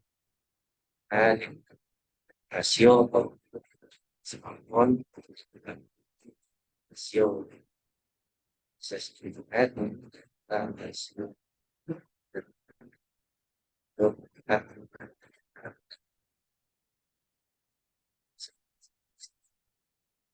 dan kemudian metode penelitian ini menggunakan kuantitatif data yang dikatakan dan si di Indonesia sampai kasih pada statistik kemudian Indonesia nasional atau di negara ya ya ya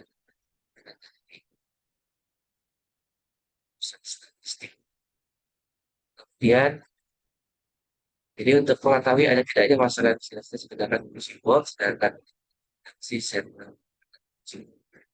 masalah kualitas tergantung dari tingginya nilai korelasi antar dan sedangkan konsumsi dan elastisitas dan risiko dilakukan dan analisis regresi digunakan keterangan analisis regresi L dan aplikasi. Mohon izin untuk Pak Ahmad, ya, sudah 10 menit, boleh disingkat saja, sudah 10 menit.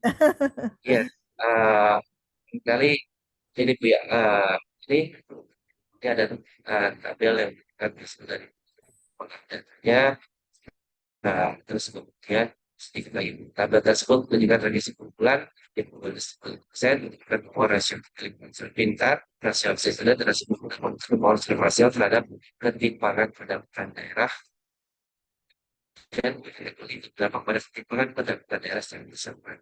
Dan kesimpulannya yaitu rasio pemilik ponsel pintar ketimpangan daerah, rasio akses pintar berdasarkan ketimpangan daerah, rasio komputer ya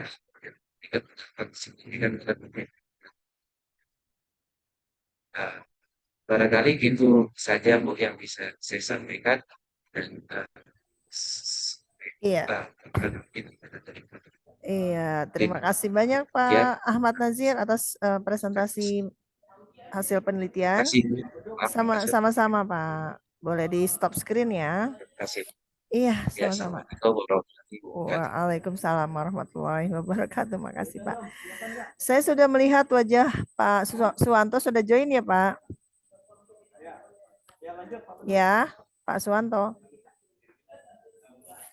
Halo Pak Suwanto. Ya, ini presentasi terakhir Bapak, mohon digunakan waktunya karena kita belum ambil foto nih Pak, Bapak Ibu. Tadi di awal belum berkumpul semua, jadi saya belum capture. Halo Pak. Pak Suwanto. Namanya ada ini.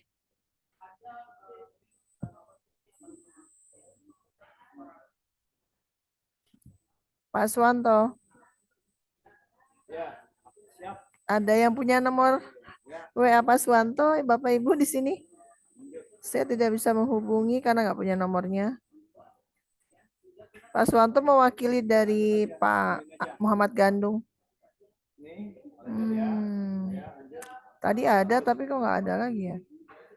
Sepertinya jaringannya kurang baik ini Pak Suwanto, jadinya keluar. Tadi ada, keluar lagi. Kita tunggu sebentar ya Bapak Ibu.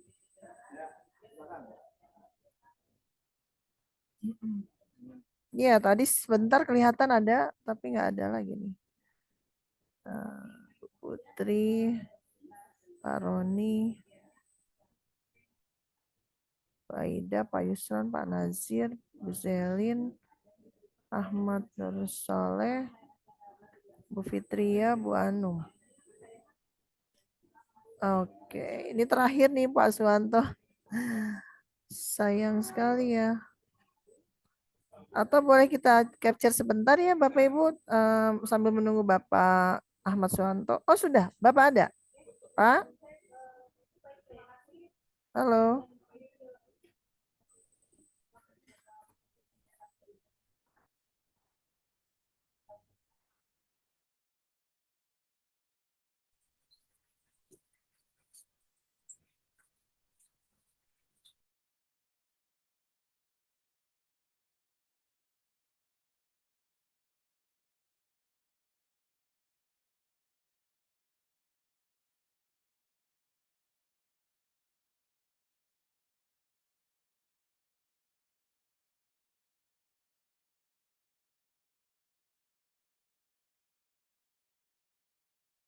Ya, kita siap sebentar ya Bapak Ibu, kita capture.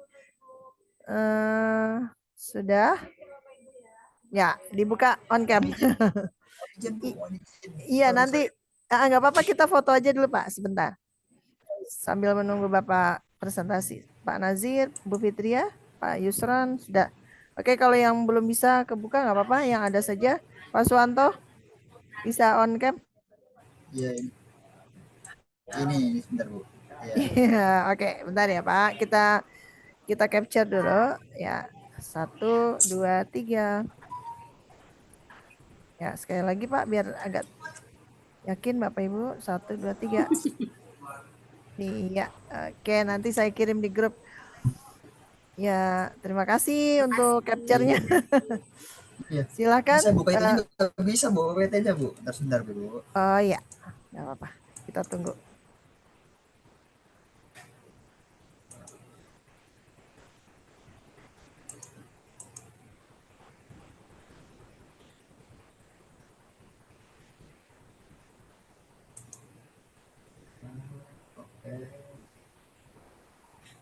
Sebentar.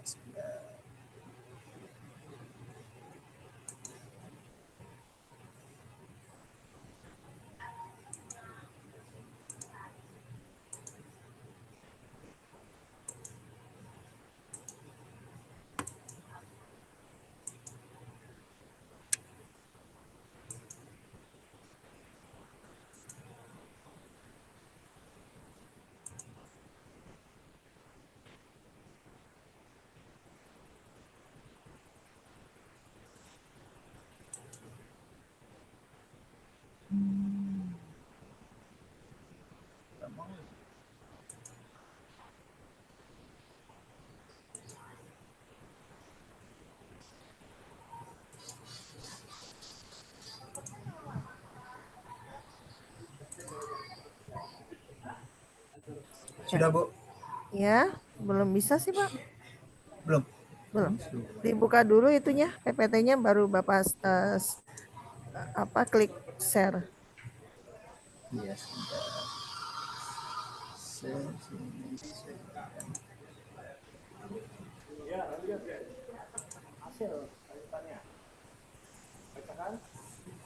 Sudah kelihatan, Bu? Belum. Belum?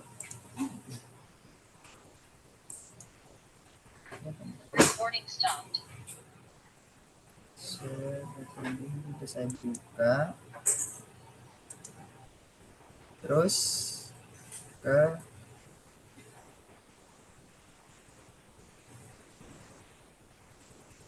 Masih recording nggak sih? apa ini? Coba saya cek. Share screen nih, Bu. Share screen. Iya Pak, iya. Share screen. Itu nggak mau, Bu. Select Windows. Ini ya. Ini sebentar. Ini kalau nih nggak bisa.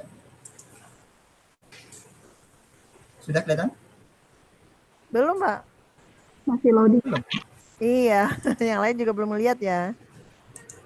Ya, makanya ini di sini sih udah di isi saya.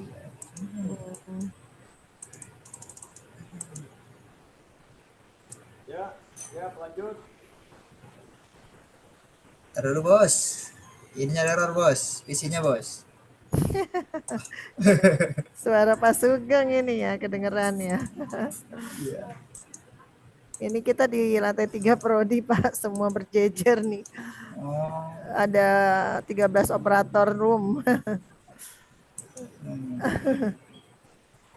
Iya, itu tadi banyak kendala sinyal juga di ruangan ini.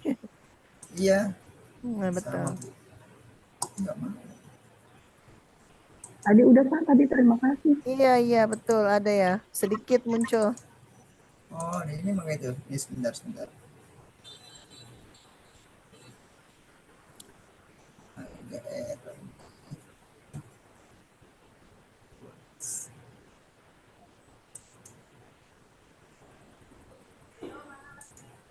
Atau coba di share ke saya, tapi Bapak nggak ada nomor WA saya ya. Iya. Atau di grup. Oke, ini udah Pak, bisa Pak? Udah. Sudah, Bu? Iya, Udah. bisa. Silakan dimulai Pak. Iya. Oke. Assalamualaikum warahmatullahi wabarakatuh. Waalaikumsalam warahmatullahi wabarakatuh. Terima kasih banyak. Di sini saya mewakili Bapak Muhammad Gandum sebagai Ketua Peneliti dari kelompok saya, ya, untuk mempersingkat waktu. Langsung aja Ibu, mohon maaf. Di sini saya akan membacakan sedikit dari PPT yang sudah diringkas oleh beliau berkaitan dengan pengaruh lingkungan kerja fisik dan stres kerja terhadap kinerja karyawan pada PT Trans Retail Indonesia ataupun Carrefour cabang Ciputat. Untuk latar belakang itu sendiri, yaitu sumber daya manusia merupakan salah satu sumber daya yang memiliki akal, perasaan, keinginan, keterampilan, dan pengetahuan, serta dorongan, daya dan karya, resiko, rasa, dan karsa.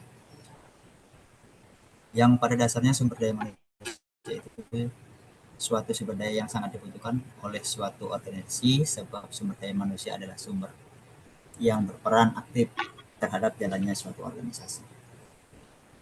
Manajemen sumber daya manusia diperlukan untuk meningkatkan efektivitas sumber daya manusia dalam organisasi. Tujuannya adalah memastikan organisasi memiliki tenaga kerja yang berkinerja tinggi serta dilengkapi dengan sarana dalam memenuhi sebuah kebutuhan pekerjaannya.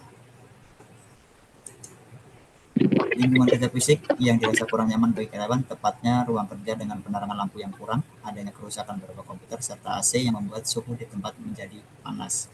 Yang kedua, timbulnya stres kerja yang terjadi pada waktu kerja yang berlebihan. Dan yang ketiga, kinerja karyawan yang semakin menurun. Di sini rumusan masalahnya ada 3, berkaitan dengan X1 terhadap Y, X2 terhadap Y, dan X1 dan X2 terhadap Y. Tujuan itu penelitian itu sendiri berkaitan dengan untuk mengetahui permasalahan baik X1, X2 terhadap Y itu sendiri. Landasan teori yang digunakan berkaitan dengan lingkungan kerja fisik, yaitu menurut Saudara Mayanti, semua keadaan yang terdapat di sekitar tempat kerja dan mempengaruhi pegawai baik secara langsung maupun tidak langsung. Untuk stres adalah suatu kondisi ketegangan yang mempengaruhi emosi, proses berpikir, serta kondisi seseorang. Disampaikan oleh Malayu Hasibuan. Untuk kinerja itu sendiri, saya menggunakan Mangkunegara, yaitu hasil kerja secara kualitas, kuantitas yang dicapai oleh seseorang pegawai dalam melaksanakan tugas sesuai dengan tanggung jawab yang diberikan kepadanya. Di sini indikator baik lingkungan kerja fisik, penerangan, pewarnaan, kebersihan, tekanan udara, suara, kebersihan ataupun pertukaran udara. Untuk proses kerja, beban kerja, waktu kerja, konflik dan penilaian kerja. Untuk kinerja sendiri itu kualitas, kuantitas, pelaksanaan tugas dan tanggung jawab. Metode yang digunakan seperti biasa yaitu asosiasi kuantitatif dengan populasi 86 orang karyawan di KRPD itu sendiri. Untuk metode analisis datanya, kualitas, reliabilitas, asosiasi klasik, regresi linear sederhana, regresi linear berganda, korelasi, KD dan hipotesis UJT ataupun UJF.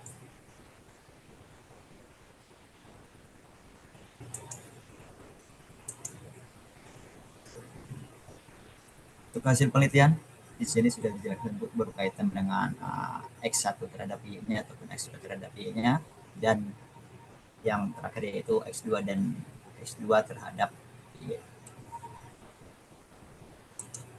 Untuk kesimpulan itu sendiri, secara parsial antara lingkungan kerja fisik, X1 berpengaruh signifikan terhadap kinerja karyawan. Yang kedua, secara parsial, struktur kerja X2 berpengaruh signifikan terhadap kinerja karyawan. Dan yang ketiga, secara simultan antara lingkungan kerja fisik dan struktur kerja karyawan berpengaruh signifikan terhadap kinerja. Mungkin itu saja Bu yang dapat saya sampaikan perkenalan dari Bapak Muhammad Gandum. Kurang lebihnya mohon maaf. Saya ucapkan terima kasih banyak. Wassalamualaikum warahmatullahi wabarakatuh. Waalaikumsalam warahmatullahi Terima kasih wabarakatuh. banyak. Singkat sekali ya Pak Suwanto. Iya, Sudah saya hanya membacakan Bu. Iya baik. Iya ya. Oke, di stop screen Pak, ditutup. Iya sebentar Ibu. Ya sudah. Oke.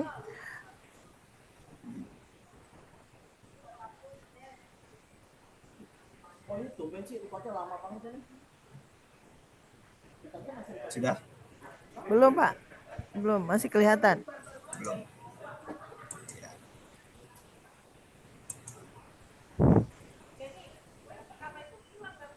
Sudah Bu? Ya. Belum. Iya, masih saya pikir sudah selesai. Masih kelihatan ya Bapak Ibu ya ini layar screen-nya. Oke, sudah Pak. Baik. Demikianlah rangkaian presentasi hasil penelitian Bapak Ibu dosen yang sudah diawali dengan urutan pertama sampai terakhir, walaupun tadi ada beberapa yang urutannya kita ubah. Terima kasih atas partisipasi Bapak Ibu semua dalam kegiatan Prodi Manajemen Diseminasi Penelitian.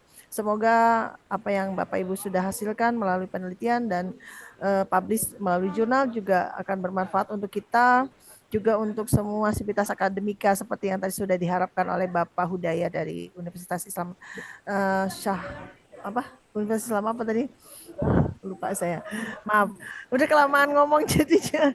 Udah cukup lama ya kita 2 jam. Dan terima kasih juga untuk terima kasih atas kesediaan Bapak Ibu juga menunggu saya tadi agak lama karena kendala teknis di di Prodi Manajemen lantai 3. Semoga kita akan bertemu lagi di lain waktu. Sehat-sehat semua, salam sehat, salam semangat. Ada yang mau disampaikan mungkin Bapak Ibu? Tidak? Oh tidak ada. Kami mengucapkan terima kasih Iya. Sama-sama. Salam sehat, sama-sama.